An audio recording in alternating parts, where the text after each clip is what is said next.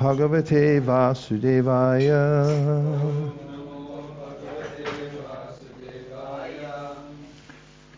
Should be in the same raga, don't you think?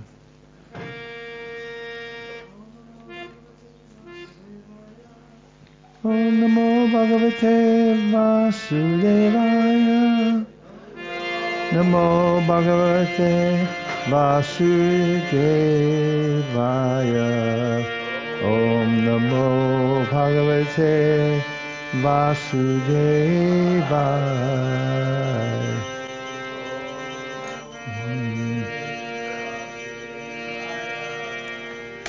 We'll work on it.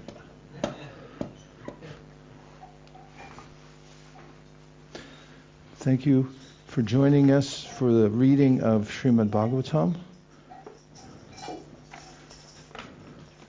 celebrating Prabhupada's great victory of bringing to the world the fully realized and definitive vision, or I should say, the fully definitive and realized version of Srimad Bhagavatam, now available in several languages.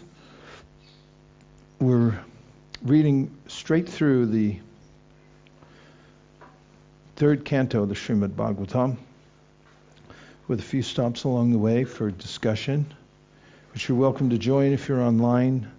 Please feel free to text in on the chat box, Facebook, or YouTube, or any other media that you wish to communicate with us through.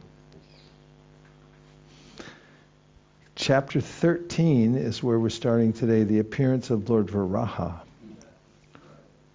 Sri Shukadeva Goswami said, O King, after hearing all these most virtuous topics from the sage Maitreya, Vidura inquired further on the topics of the Supreme Personality of Godhead, which he adored to hear.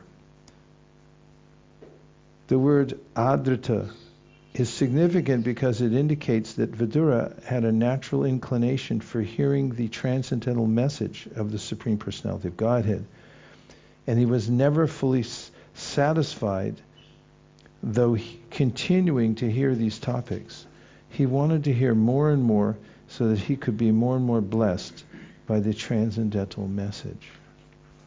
Vidura said, O great sage, what did Swayambhuva, the dear son of Brahmā, do after obtaining his very loving wife? O best of the virtuous, the original king of kings, Manu, was a great devotee of the personality of Godhead, Hari, and thus it is worth hearing of his sublime character and activities. Please describe them. I am very eager to hear. Purport: Srimad Bhagavatam is full of the transcendental topics of the personality of Godhead and its pure devotees. In the absolute world, there is no difference in quality between the Supreme Lord and his pure devotee. Therefore, hearing the topics of the Lord and hearing of the character and activities of the pure devotee have the same results, namely the development of devotional service. Persons who hear from a spiritual master with great labor and for a long time must hear from the mouths of pure devotees about the character and activities of pure devotees. Pure devotees always think within their hearts of the lotus feet of the Personality of Godhead, who awards his devotees liberation.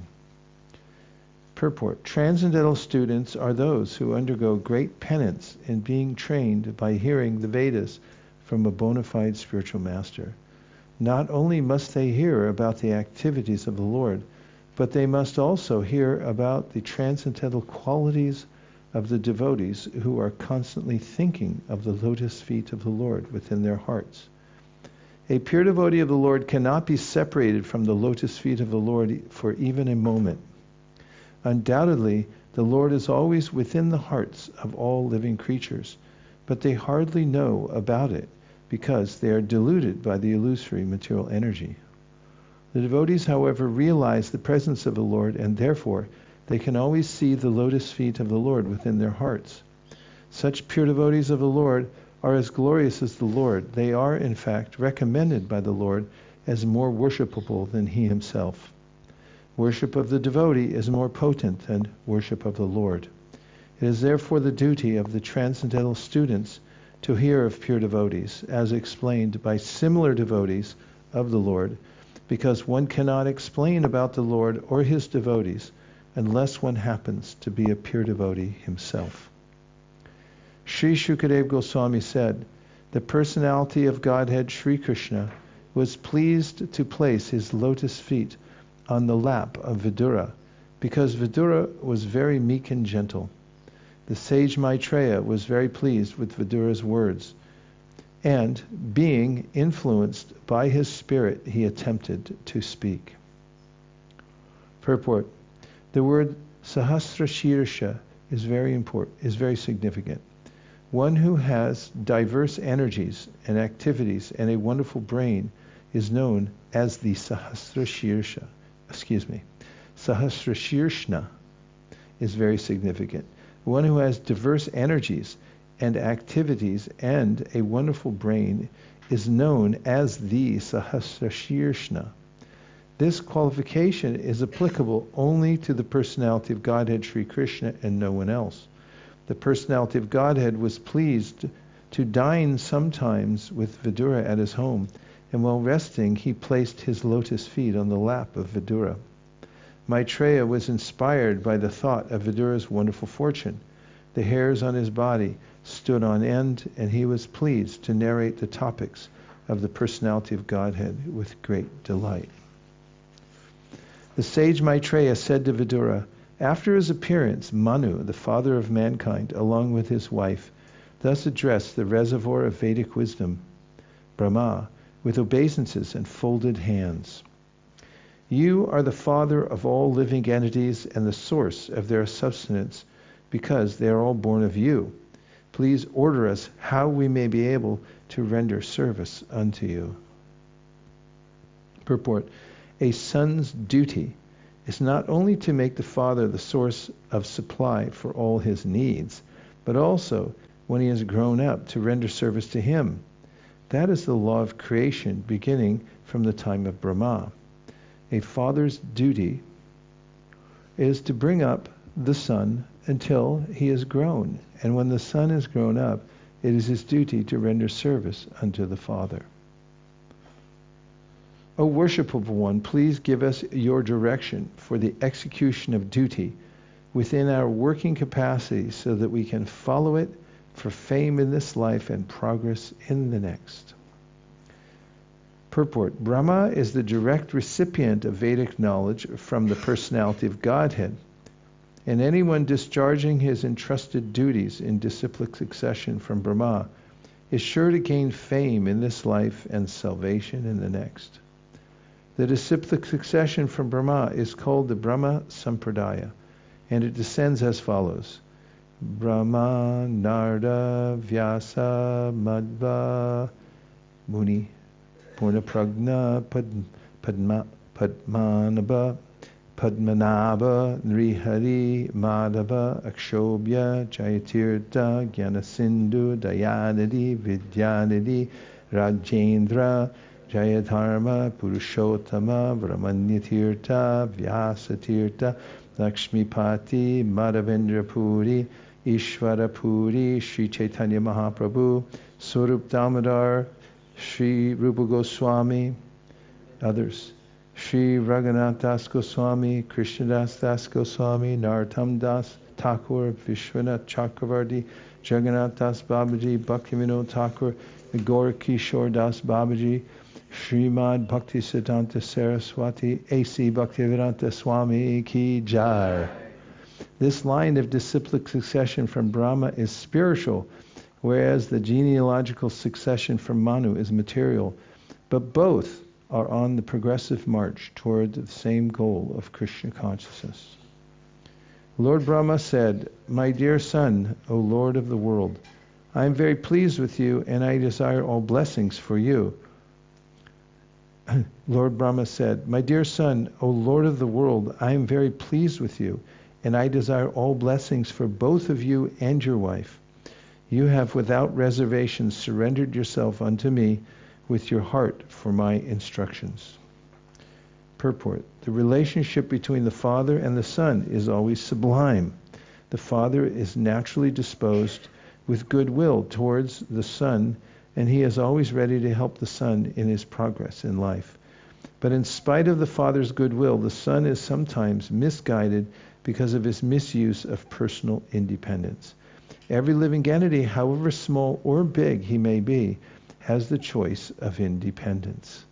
It is the Son, if the Son is unreservedly willing to be guided by the Father is 10 times more eager to instruct and guide him by all means. The Father and Son relationship, as exhibited here in the dealings of Brahmā and Manu, is excellent. Both the Father and the Son are well qualified, and their example should be followed by all mankind. Manu, the Son, unreservedly asked the Father, Brahmā, to instruct him, and the Father, who was full of Vedic wisdom, was very glad to instruct. The example of the Father of mankind may be rigidly followed by mankind, and that will advance the cause of the relationship of fathers and sons. 10. O hero, your example is quite befitting a son in relationship with his father. This sort of adoration for the superior is required. One who is beyond the limit of envy and who is sane accepts the order of his father with great delight and executes it to his full capacity. When the 4 previous sons of Brahmā, the sages Sanatan, Sanandana, and Sanat Kumara, refused to obey their father, Brahmā was mortified, and his anger was manifested in the shape of Rudra. That incident was not forgotten by Brahmā, and therefore the obedience of Manu Swayambhuva was very encouraging. From the material point of view, the 4 sages' disobedience to the order of their father was certainly abominable. But because such disobedience was for a higher purpose, they were free from the reaction of disobedience. Those who disobey their fathers on material grounds, however, are surely subjected to disciplinary reaction for such disobedience. Manu's obedience to his father on material grounds was certainly free from envy. And in the material world, it is imperative for ordinary men to follow the example of Manu. Text 11. Since you are my very obedient son, I ask you to beget children qualified like yourself in the womb of your wife. Rule the world in pursuance of the principles of devotional service unto the Supreme Personality of Godhead, and thus worship the Lord by performance of yajna. Purport. The purpose of the material creation by Brahma is clearly described herein. Every human being should beget nice children in the womb of his wife, as a sacrifice for the purpose of worshipping the Supreme Personality of Godhead in devotional service. In the Vishnu Purāṇa 389 it is said, Varnashrama vacharata purushena parapuman Vishnu aradyate panta nanyat tattoshakaranam. One can worship the Supreme Personality of God of Vishnu by proper discharge of the principles of Varna and Ashrama. There is no alternative to pacifying the Lord by execution of the principles of the Varnashrama system. Vishnu worship is the ultimate aim of human life. Those who take the license of married life for sense enjoyment must also take the responsibility to satisfy the Supreme Personality of Godhead, Vishnu, and the first stepping stone is the Varnashrama Dharma system. Varnashrama Dharma is the systematic institution for advancing and worship of Vishnu. However, if one directly engages in the process of devotional service to the Supreme Personality of Godhead, it may not be necessary to undergo the disciplinary system of Varnashrama Dharma.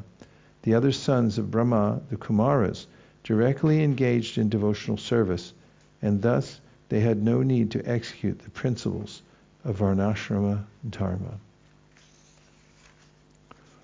O king, if you can give proper protection to the living beings in the material world, what will be the best service? O king, if you can give proper protection to the living beings in the material world, that will be the best service for me. When the Supreme Lord sees you to be a good protector of the conditioned souls, certainly the master of the senses will be very pleased with you. Purport. The whole administrative system is arranged for the purpose of going back home, back to Godhead. Brahmā is the representative of the Supreme Personality of Godhead, and Manu is the representative of Brahmā. Similarly, all other kings on different planets of the universe are representatives of Manu. The logbook for the entire human society is the Manu Samhita, which directs all activities towards the transcendental service of the Lord. Every king, therefore, must know that his responsibility in administration is not merely to exact taxes from the citizens, but to see personally that the citizens under him are being trained in Vishnu worship. Everyone must be educated in Vishnu worship and engage in the devotional service of Hrishikesh, the owner of the senses. The conditioned souls are meant not to satisfy their material senses, but to satisfy the senses of Hrishikesh, the Supreme Personality of Godhead. That is the purpose of the complete administrative system.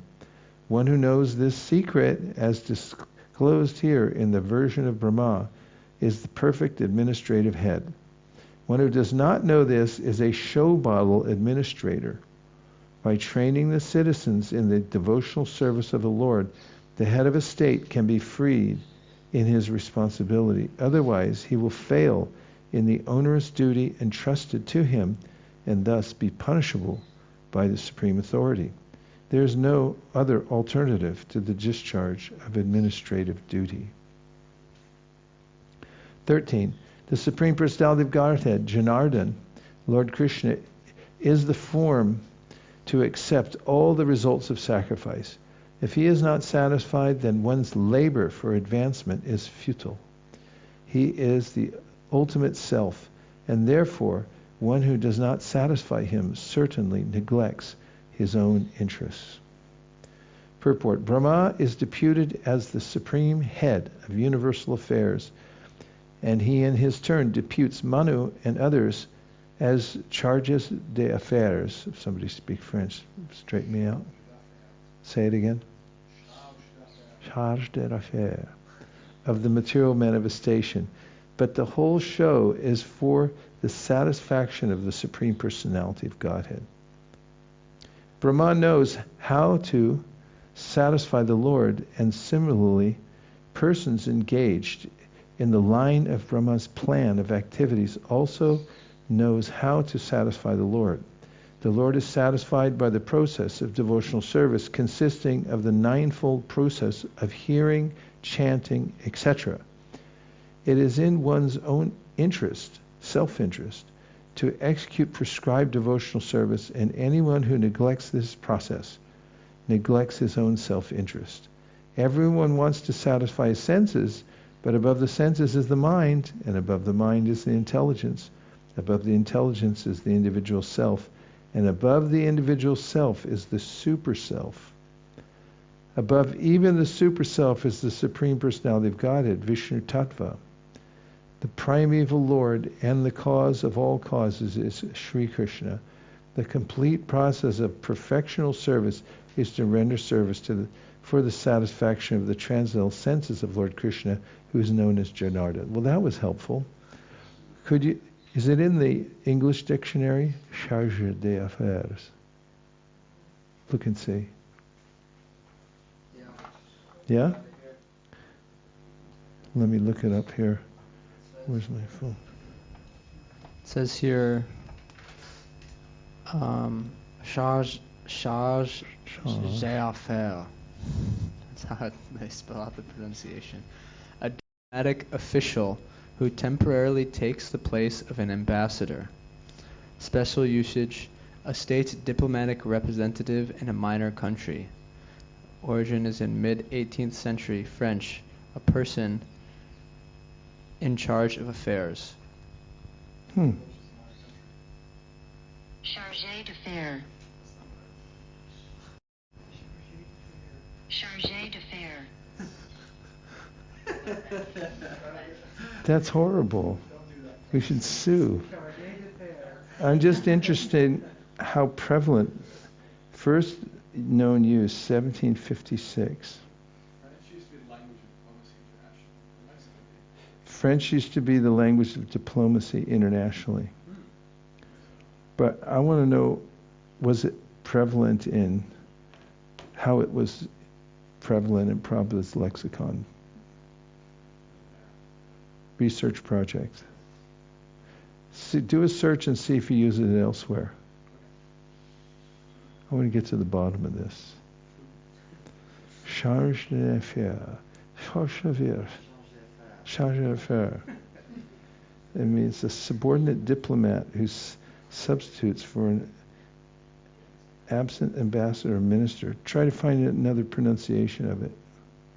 One that's spoken online. One that'll satisfy Sami Prash. He's still steam coming out of his head. I'm waiting to stop in France. Montreal. I was giving a class in Montreal, and I was talking about Montreal, and somebody at the back of the classroom yells out, Montreal! They don't like Americans. Who gave that one? No, that's better. Don't be a person. We don't like Canadians in Montreal. They still like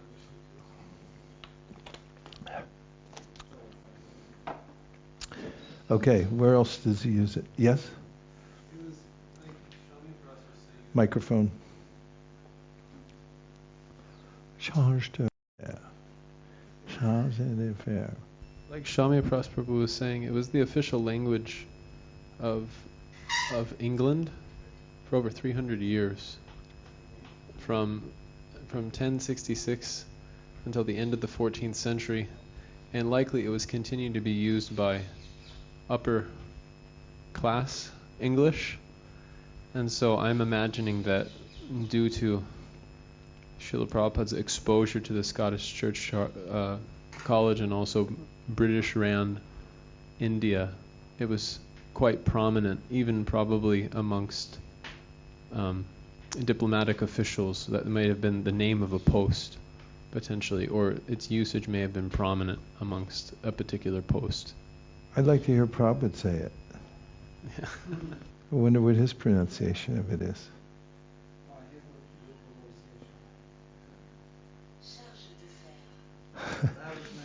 Yeah, but anyway. All right. Guru Maharaj, Prabhupada also uses this term aides de camp, which is probably another Aides de camp, French yeah. term also. Your duty, how many times does he use it in the Veda base? All right. Find any other French words too that he uses. Yeah, any French. Just ask ChatGPT. Hey, that's a good idea. Yeah. I think a lot of it is a diplomatic terms. It was the official language. Let's get them all and start using them. Yeah. Okay. Project. Here we go. 14. Sri Manu said, O all-powerful Lord, O killer of all sins, I shall abide by your order. Now please let me know my place and that of the living entities born of me. Oh, by the way, that purport at the end was outstanding. I mean, it was helpful in the way Prabhupada defined the hierarchy. I'll just read this last part again. Everyone wants to satisfy his senses. But above the senses is the mind, above the mind is the intelligence, above the intelligence is the individual self, and above the individual self is the super self. Above even the super self is the Supreme Personality of Godhead, Vishnu Tattva. The primeval Lord and the cause of all causes is Sri Krishna. The complete process of perfectional service is to render service for the satisfaction of the transcendental senses of Lord Krishna, who is known as Janardhan. It makes so much sense because it goes to that principle of watering the root of the tree. And when you hear the hierarchy in the context of if you want to invest your energy in happiness, you should go all the way to Krishna. Give your service to Krishna. Yes. Yes. Yes. I was just searching up some stuff in ChatGPT. Okay. Yes. Microphone. Is that the super self is not Vishnu Tattva? Yeah, it is. Here it is written that It's not written that it's not. It just adds it on to adds on another. top of it. Okay. Yes? More? I can list some of the more French terms he used, but You can? yeah. Let's hear it. Okay. I can do 5, 10, maybe 15. Do 10. Okay. But it better be good. It's in terms of popularity. I think that's how it's listed. So first is bon voyage. Bon Says, voyage. Srila Prabhupada sometimes used this phrase, which means safe travels or good journey. He used it metaphorically to discuss the journey of the soul, or to wish well-being in a spiritual journey. Par excellence. He used. Can you hear me now outside? No?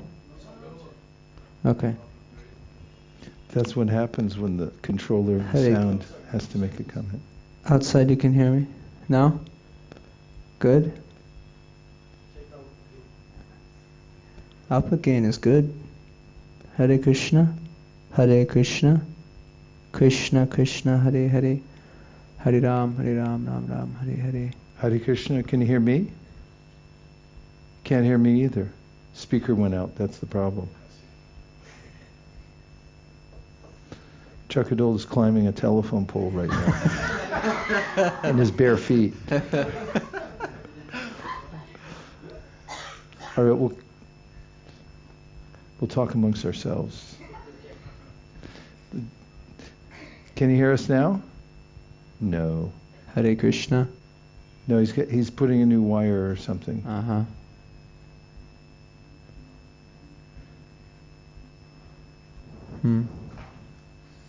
Can you see me? Oh, they're seeing me. Oh. That's boring. You'll have to entertain them. Hare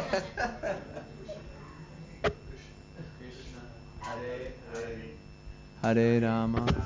No. Huh? The speaker what? Okay, everybody together now. Here. Oh, the... Ha!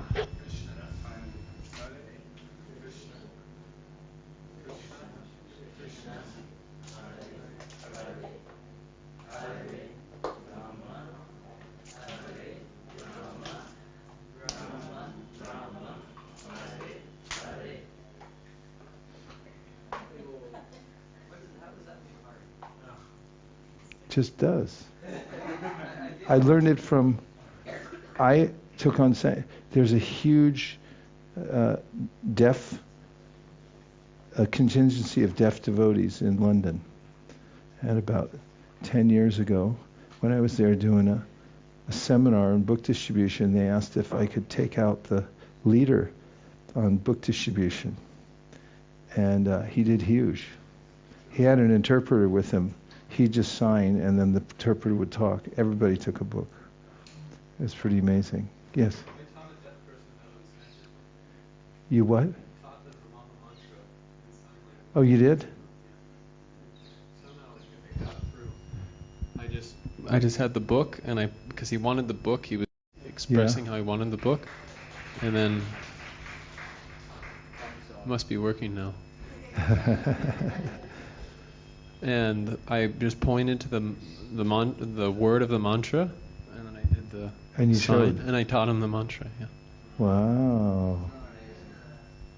Very nice. Okay. Narada Muni is giving us the top 10 French phrases that Prabhupada used, As in some the would, order of how he used them, as some would according say, to ChatGPT. pardon my French. You sound pretty good. Go ahead. So first was Bon Voyage, and then par excellence. He used this to describe the ultimate or supreme form of something, often referring to Krishna as the supreme personality of Godhead par excellence, emphasizing his position as the ultimate divine form. Number 3, savoir-faire. While not frequently used, he might reference this idea of skill or expertise, especially when describing the intelligence or resourcefulness that should be applied in devotional service. Émancé. Number 4. Srila Prabhupada used this term to discuss collective action or group efforts, particularly in terms of society's collective misdirection in materialism or the need for mass spiritual awakening. 5. Rendezvous. Occasionally he used this term to signify a meeting or gathering, often in the context of devotees coming together for spiritual practice or Krishna conscious events.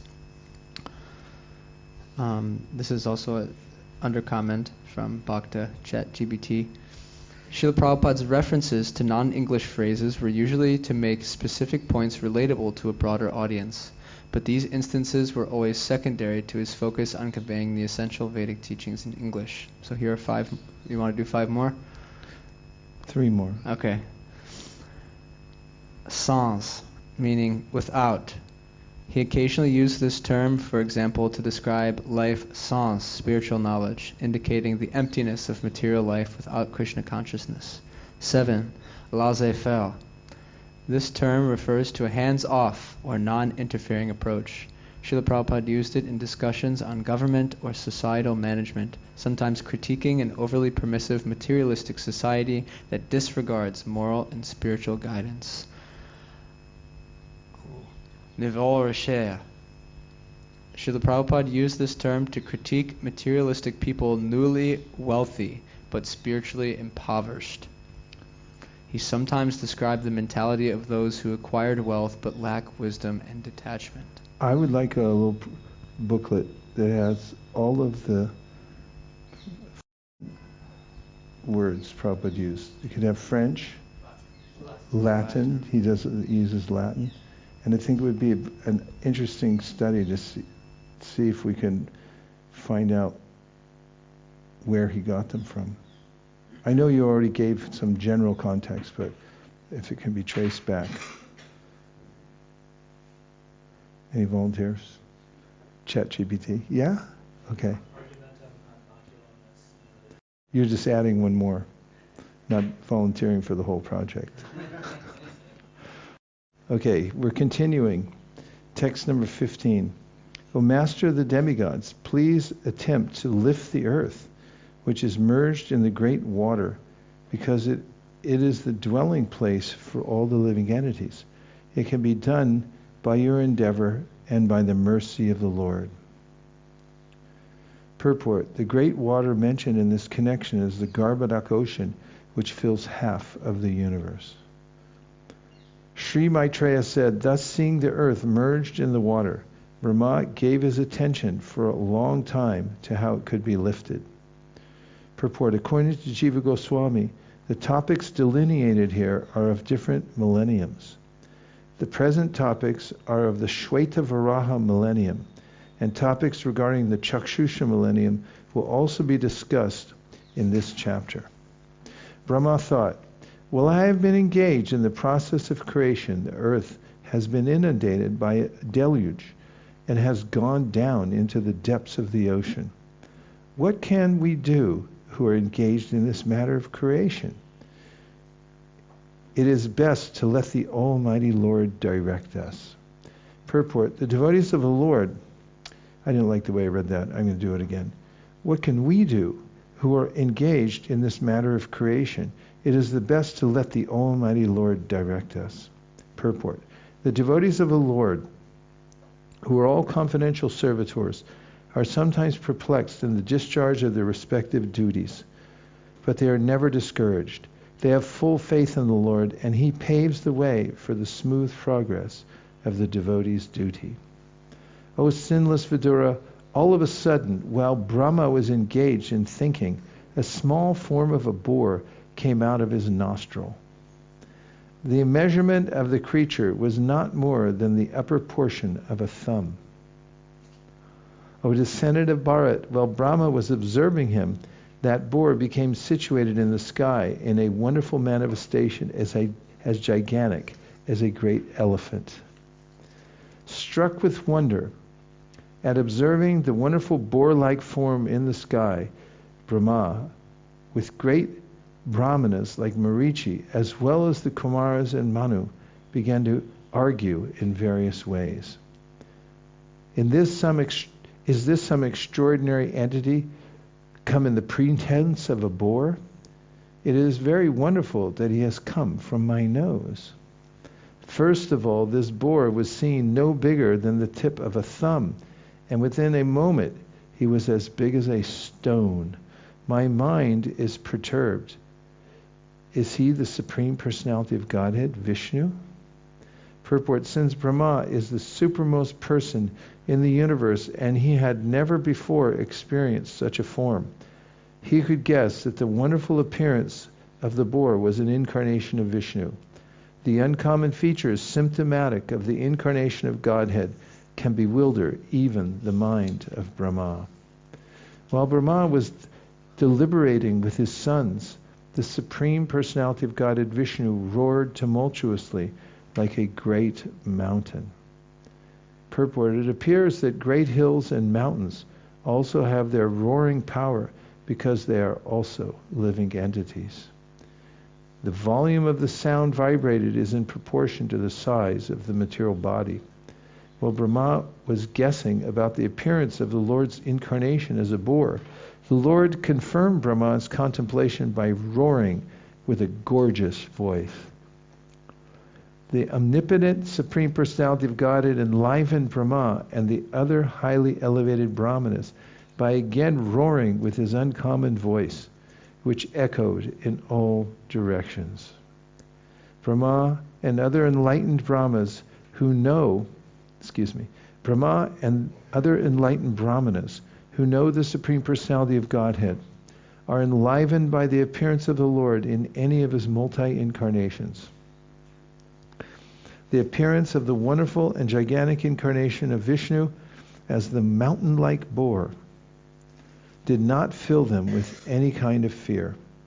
Although the Lord's resounding voice was tumultuous and echoed horribly in all directions as an open threat to all demons who might challenge his omnipotency. When the great sages and thinkers who are residents of Janaloka, Tapoloka and Satyaloka heard the tumultuous voice of Lord Boar, which was the all-auspicious sound of the all-merciful Lord, they chanted auspicious chants from the 3 Vedas.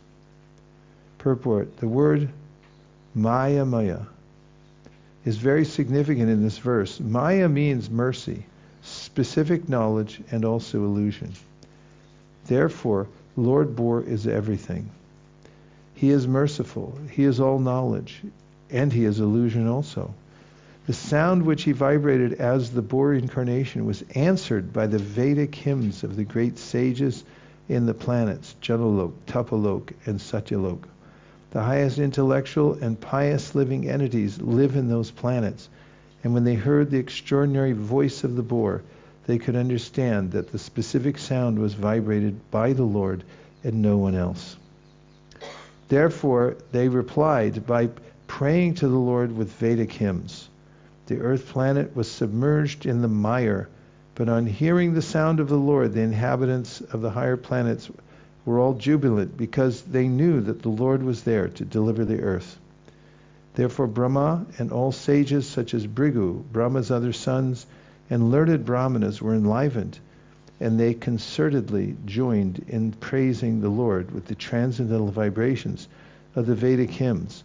The most important is the Bṛhan-nāradīya Purāṇa verse, Hare Kṛṣṇa, Hare Kṛṣṇa, Kṛṣṇa Kṛṣṇa, Hare Hare, Hare Rāma, Hare Rāma, Rāma Rāma, Hare Hare. Playing like an elephant, he entered into the water after roaring again in reply to the Vedic prayers by the great devotees. The Lord is the object of the Vedic prayers, and thus he understood that the devotees' prayers were meant for him. The form of the Lord at any shape is always transcendental and full of knowledge and mercy. The Lord is the destroyer of all material contamination because his form is personified Vedic knowledge. All the Vedas worship the transcendental form of the Lord. In the Vedic mantras, the devotees request the Lord to remove the glaring effulgence because it covers his real face. That is the version of the Ishopanishad. The Lord has no material form, but his form is always understood in terms of the Vedas. The Vedas are said to be the breath of the Lord, and that breath was inhaled by Brahmā, the original student of the Vedas. The breathing from the nostril of Brahmā caused the appearance of Lord Boar, and therefore the Boar incarnation of the Lord is the personified Vedas. The glorification of the incarnation by the sages on the higher planets consisted of factual Vedic hymns. Whenever there is glorification of the Lord, it is to be understood that Vedic mantras are being rightly vibrated. The Lord was therefore pleased when such Vedic mantras were chanted, and to encourage his pure devotees, he roared once more and entered the water to rescue the submerged earth. Before entering the water to rescue the earth, Lord Boar flew in the sky, slashing his tail, his hard hairs quivering. His very glance was luminous, and he scattered the clouds in the sky with his hooves and his glittering white tusks.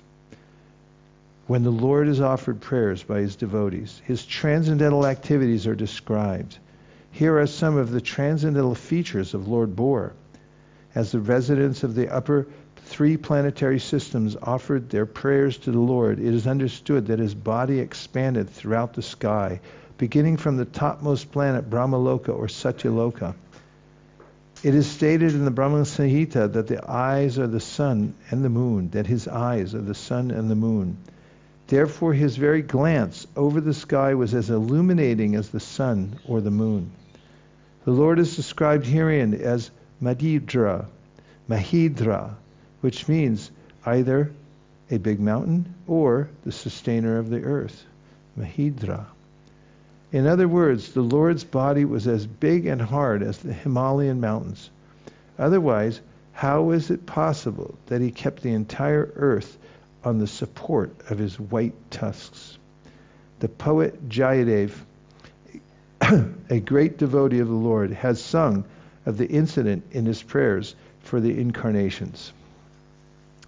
Vasati dashana shikare dharani tavalagna Shashanika lanka kaleva nimagna Keshavadrita shukararupa Jai Jagadisha Hare Jai Jagadisha Hare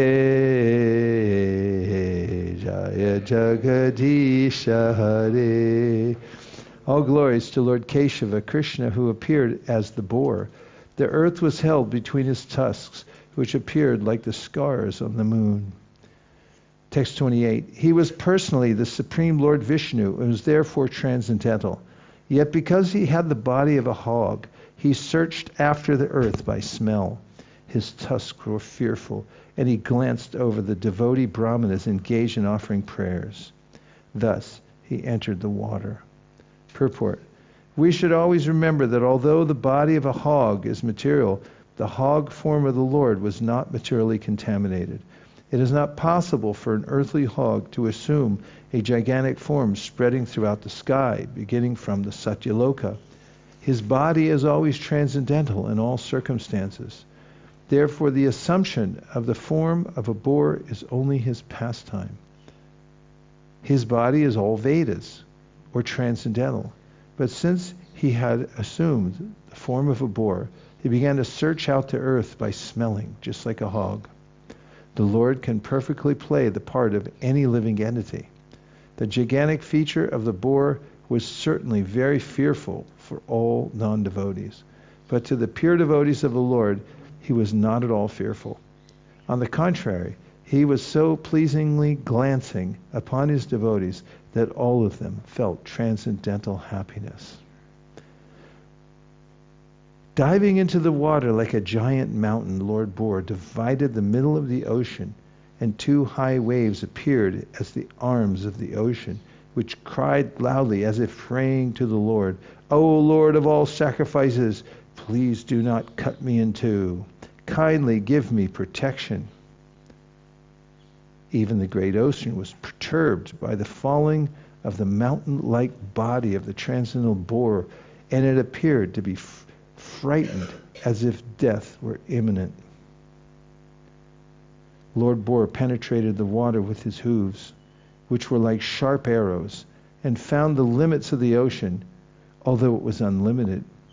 He saw the earth, the resting place for all living beings, lying as it was in the beginning of creation, and he personally lifted it.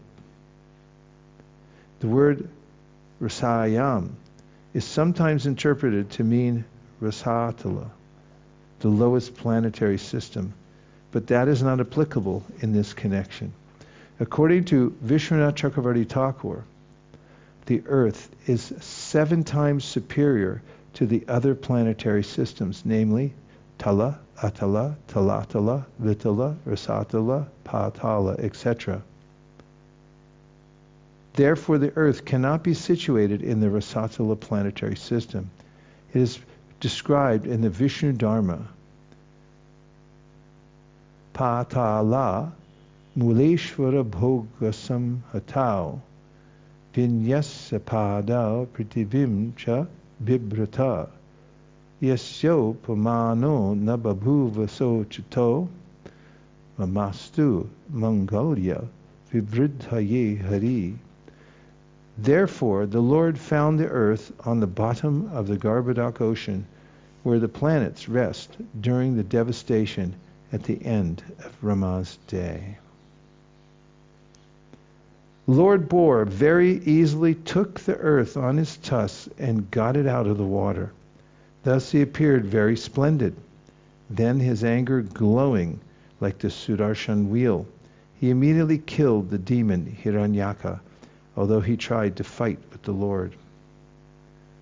According to Srila Jiva Goswami, the Vedic literatures describe the incarnation of Lord Varāha boar in 2 different devastations, namely the Chakshusha devastation and the Swayambhuva devastation.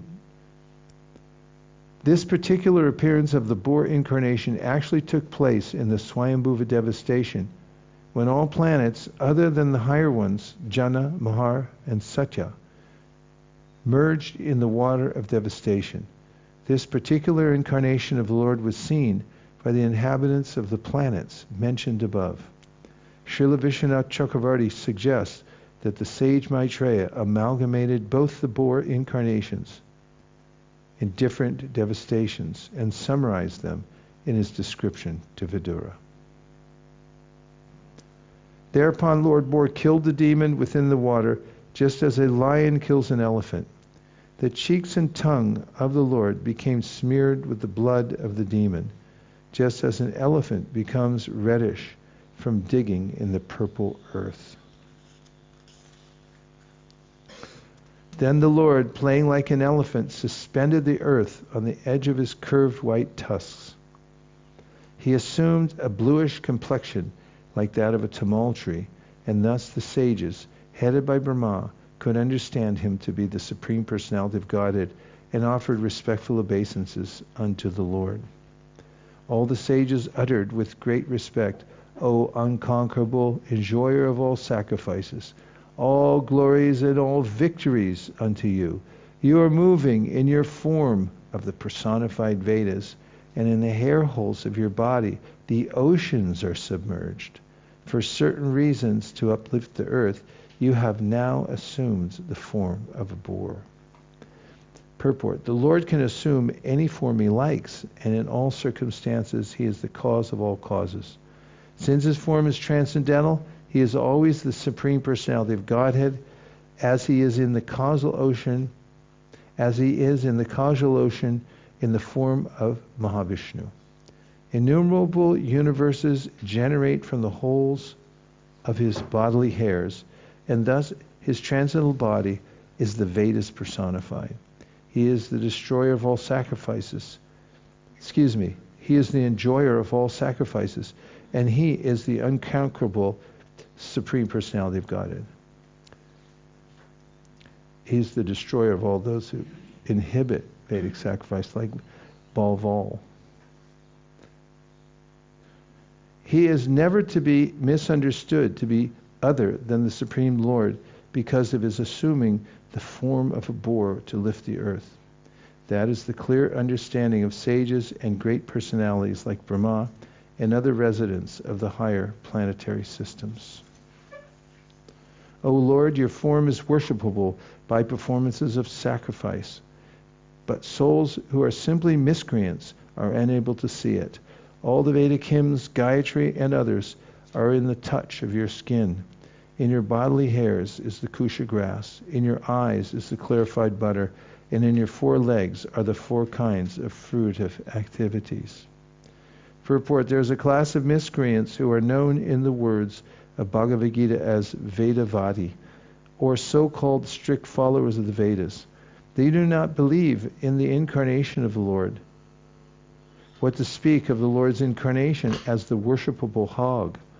They describe worship of the different forms or incarnations of the Lord as anthropomorphism. In the estimation of Srimad Bhagavatam, these men are miscreants. And in Bhagavad Gita 7.15, they are called not only miscreants, but also fools and the lowest of mankind. And it is said that their knowledge has been plundered by illusion due to their atheistic temperament. For such condemned persons, the Lord's incarnation as the gigantic hog is invisible. These strict followers of the Vedas who despise the eternal forms of the Lord may know from Srimad Bhagavatam that such incarnations are personified forms of the Vedas. Lord Boar's skin, his eyes, and his bodily hair holes are all described here as different parts of the Vedas. He is therefore the personified form of the Vedic hymns, and specifically the Gayatri mantra. O Lord, your tongue is a plate of sacrifice. Your nostril is another plate of sacrifice. In your belly is the eating plate of sacrifice, and another plate of sacrifice is the holes of your ears. In your mouth is the Brahmā plate of sacrifice. Your throat is the plate of sacrifice known as Soma, and whatever you chew is known as Agnihotra. Purport. The Vedavadis say that there is nothing more than the Vedas and the performances of sacrifice mentioned in the Vedas. They have recently made a rule in their group to formally observe daily sacrifice. They simply ignite a small fire and offer something whimsically, but they do not strictly follow the sacrificial rules and regulations mentioned in the Vedas. It is understood that by regulation there are different plates of sacrifice required, such as Shrak, Shruva, Varhis, Chatrahotra, Ida, Chamasa, Prashrita, Graha, and Agnihotra. One cannot achieve the results of sacrifice unless one observes the strict regulations. In this age, there is practically no facility for performing sacrifices in strict discipline. Therefore, in this age of Kali, there is a stricture regarding such sacrifices. It is explicitly directed that one should perform Sankirtan Yaga and nothing more. The incarnation of the Supreme Lord is Yagneshwara, and unless one has respect for the incarnation of the Lord, he cannot perfectly perform sacrifice. In other words, taking shelter of the Lord and rendering service unto him is the factual performance of all sacrifices, as explained herein. Different plates of sacrifice correspond to the different parts of the body of the Lord's incarnation. In the Srimad Bhagavatam 11th canto, it is explicitly directed that one should perform Sankirtan Yajna to please the Lord's incarnation. As Sri Chaitanya Mahaprabhu, this should be rigidly followed in order to achieve the result of Yajna performance. And now we'll take some reflections or questions.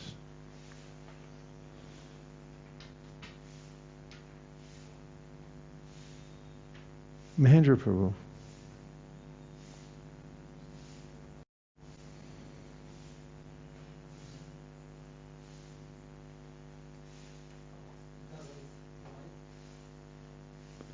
Dead mic. Tech support. If you say it, I'll repeat it. While we're waiting. In the beginning of the chapter, third and fourth verse. In the beginning of the chapter, at the third and fourth verse. In the third, there's the word In the third, there's the word Shradadhana. Shradadhana. Translated, one eager to receive. And Prabhupada translated it as one eager to receive.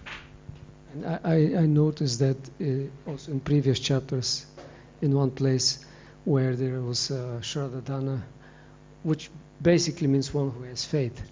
Prabhupada translated anxious to hear, and here eager to receive, and here, and in the fourth verse also here we hear, there is the persons who hear from the spiritual masters with great labor and for a long time.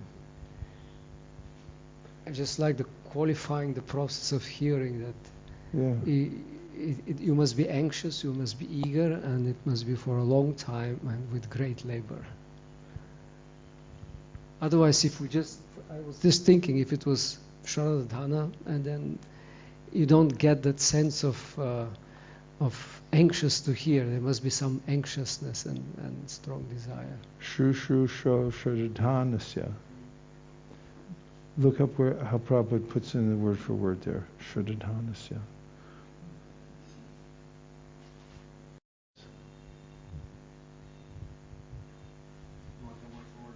Yeah. And Shushusho Shraddhanasya, word for word. Shraddhanasya is with care and attention. And also in Shraddhana Munayo, Shraddhana there is seriously inquisitive. Happens twice in the Divinity Invite service. Yeah. And also Ugrashrava. Ugrashrava means fierce hearer. Like Ugra Nishringa, but Ugrashrava, one who hears fiercely. Kind of goes with your observation. Bhanavata Prabhu. Hare Krishna. I just wanted to reply what Mahendra was saying and explaining Shradhanasya, how the verse in the second chapter of first canto, where it says to completely satisfy the self, one's devotional service must be unmotivated and uninterrupted. And I've been thinking a lot about unmotivated, and it kind of explains what he was saying also, that Prabhupada said one should be enthusiastic and here for a long time. So I was thinking about in terms of unmotivated, how unless one is enthusiastic, one won't be able to, unless that unmotivated in a sense means that one is enthusiastic.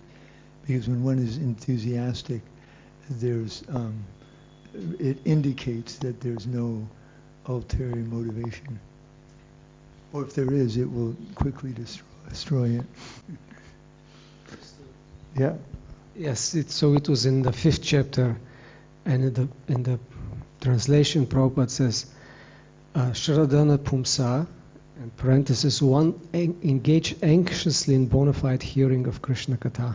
And down in the purport, the Shradhana or faithful devotee can actually derive all benefits. Thank you. Hare Krishna Maharaj. In the morning, when it was described creation of Kumaras and others, it was mentioned that when he created the 5th Vedas, and from all his mouth, since he could see all past, present and future. So my question is, if he could see what is happening in the future, that means the soul is independent in the future. Whatever we are going to make any decision or actions independently, that also is known. If Prabhupada answered that direct question, he said, Krishna knows, or we're talking about Brahma here. Yes. In any case, Prabhupada, in answering that question, he says he knows what the result of that will be if somebody makes a particular decision like that. But just because somebody's Trikaligya doesn't restrict the free will. Just because somebody can see the future doesn't mean there's not free will. You were going to make a point, Devrata? Well, it's just quite inconceivable how Krishna is operating, because we were just reading those measurements of time and how the lifespan of Lord Brahmā is like a second for Krishna. But simultaneously the living entity has the volition to be able to change his destiny, but Krishna is able to see the future. I mean, it's amazing. That's all I can say. It's just amazing how wonderful Krishna is, how all these contradictory principles can be harmonized in his personality and his perception, and there's simultaneously the space for the living entity to grow within a millisecond of that second of Krishna's. It's just amazing. I'm just in awe. Yeah. Yes.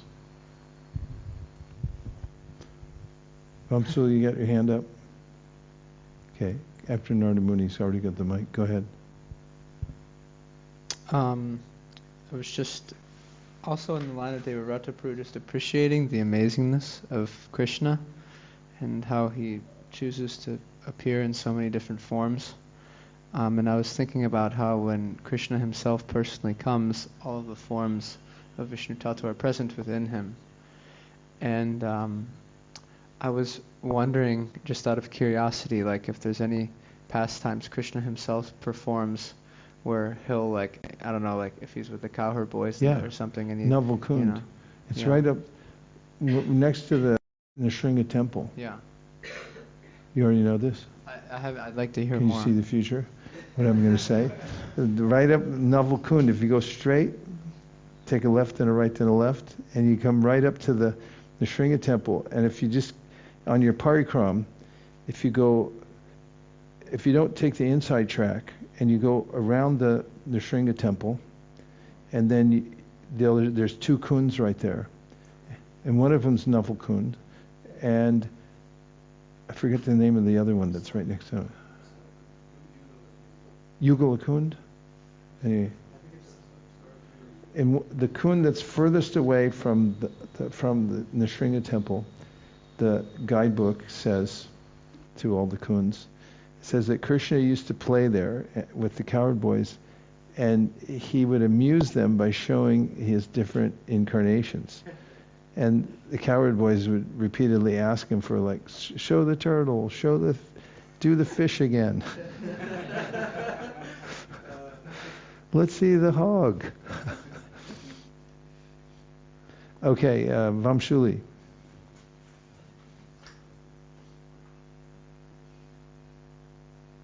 Did you have a question or a point? I was just interpreting your body language.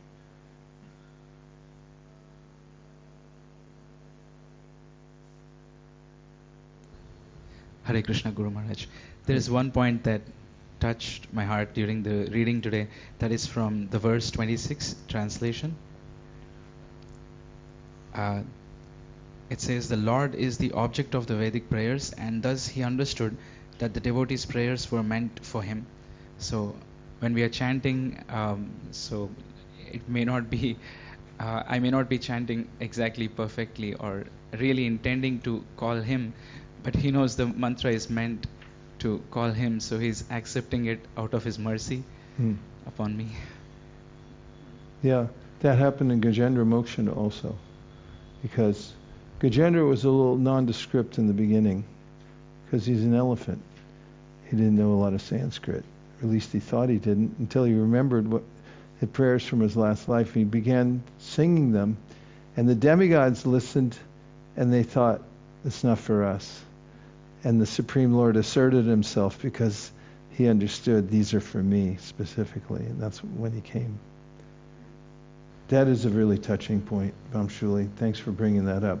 As we want reciprocation. It's the main point. The Lord is responsive. The universe is responsive. And spiritual practice means that when we pray, we're looking to develop that reciprocation with the person who can actually reciprocate completely. So, yes. Prabhupada Priya. I was thinking it was interesting that there's different ways to receive and distribute Vedic knowledge, and Lord Brahma literally inhaled it. The Lord exhales the Vedas, and then Brahma inhaled it, and then he exhaled through his nose, and out came Varāha, the personified Vedas. And yet, although Varāha is the personified Vedas, apart from uttering a few fierce retorts to Hiranyaksha's insults, he doesn't really speak Vedic knowledge as far as I know. But I was thinking that the purpose of Vedic knowledge is to uplift the residents of the earth planet out of their fallen condition. And so in one sense, Lord Varāha does that because he lifts the earth out of the Garbhodak ocean. Nice. Also, as I recall, when he shook his transcendental body, some of the hairs came off and started kusha, kusha plants, which became known to be very auspicious. Kṛṣṇa Kṛṣṇa. Hare Kṛṣṇa. Guru Maharaj, I am really liking this reading. Krishna's greatness is sticking, like, it was said that oceans are merged in the hair holes of the body of Lord Varāha, and we also yesterday read that only one nimesha, that is less than a second, of Brahma's whole life goes away. So it is really nice that how great Krishna is and how tiny I am, and I can be dependent on him, and I can think that it's really not at all hard for him to show mercy on me, and he can just quote the verse from Prahlad. Konvatrite khila guru bhagavan prayasa uttaranesh bhava sambhava lopaheto mudeshu vai mahadanugraharta bandho kimtena te priyajanananu sevatamna. It is said by Prahlad Maharaj that, you're so great. Creation, dissolution, maintenance just goes, you take care of it, and it is sign of great magnanimous personality to show mercy on the fallen. So why wouldn't you show mercy on the Priya Sevatamna who are engaged in your service? So. Oh, that's so nice. Well done. Fantastic. What a question. Okay, let's take a break, and we'll come back here at 25 after. Huh? You can chant the Varāha? You can chant your Varāha. Chant your Varāha verse. Om Tat Sat. See you back here at 25 minutes after. Hare Kṛṣṇa.